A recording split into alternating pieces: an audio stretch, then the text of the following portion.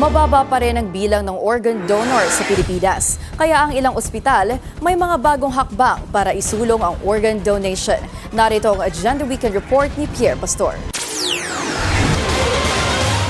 Isang major healthcare partnership ang inilunsad sa Pasig City para ma-improve ang access sa life-saving organ donation. Sa isang Memorandum of Agreement, nabuo ang Pasig Alliance for Organ Donation and Sharing o PODS ng Rizal Medical Center, Pasig City General Hospital at The Medical City. Ayon kay Doc De Villa, masyadong mahina ang organ donation sa Pilipinas. Marami ang namamatay na hindi nakatatanggap ng bagong organs. Ito ay maaring dahil umano kulang pa sa edukasyon at kaalaman ang mga Pilipino na maaring i-donate ng isang declared brain dead ang kanyang body organs para makasalba pa ng ibang buhay.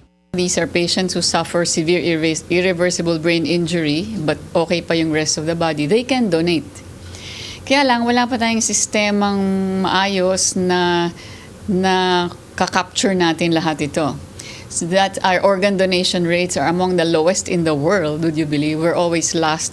Ideally, kung may isang donor o mano kada 1 milyong katao at kung 15 million ang Manila population, dapat may at least 15 donors kada taon.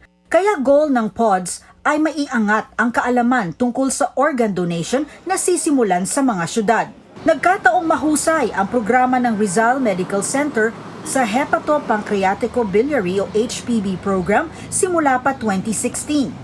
They focus on these organs and they train for extra years. We have a lot of fellowship programs in the hospital and we have all the experts who are training the next generation of specialists.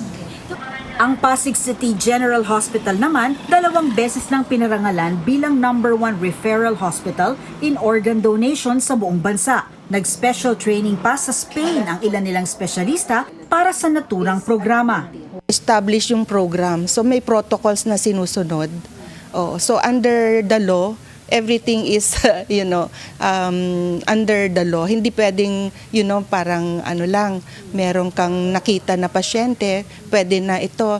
So we always follow the law for donation and sharing. Target ng collaboration na maging role model ng ibang ospital para sa organized programs for organ donation. Para sa Agenda Weekend, Pierre Pastor, Billionaire News Channel.